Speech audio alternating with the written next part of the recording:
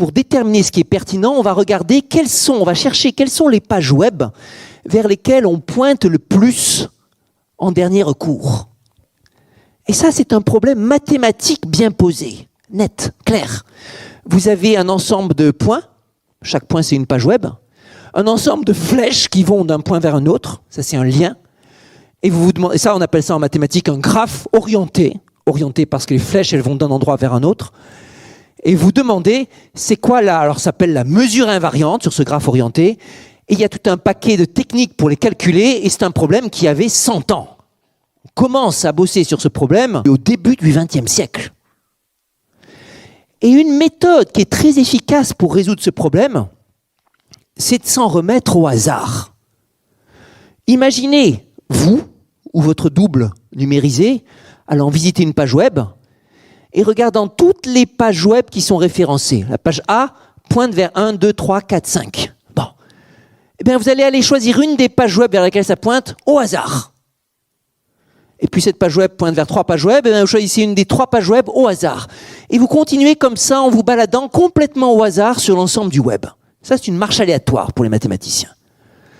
Et puis, au fur et à mesure de ce procédé, peut-être vous allez revenir sur certaines pages web. Vous allez vers la page web 1 qui fait référence à celle-ci, puis elle revient ici, etc.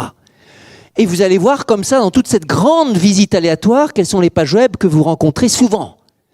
La page web que vous rencontrez le plus souvent, ben, c'est peut-être la plus pertinente.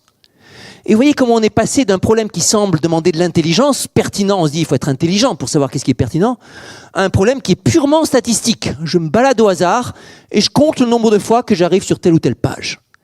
Et bien ce problème purement statistique, il peut se résoudre de façon ultra efficace, ultra rapide. C'est un algorithme en tant que tel, c'est stupide. Aller au hasard, c'est le plus bête que vous puissiez imaginer. Mais ça résout une tâche qu'on aurait cru réservée aux humains.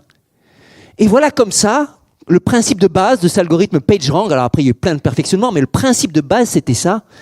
Et voilà comment cet algorithme va jouer le match avec les meilleurs experts humains. Oui, c'était une tâche, avant ça, c'était une tâche réservée aux humains, trouver la bonne information pertinente.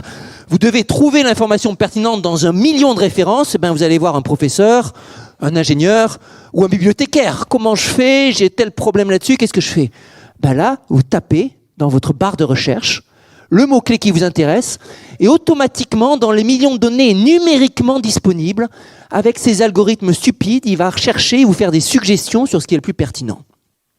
Et ça coche donc toutes ces cases pour une tâche qui remplace les experts humains.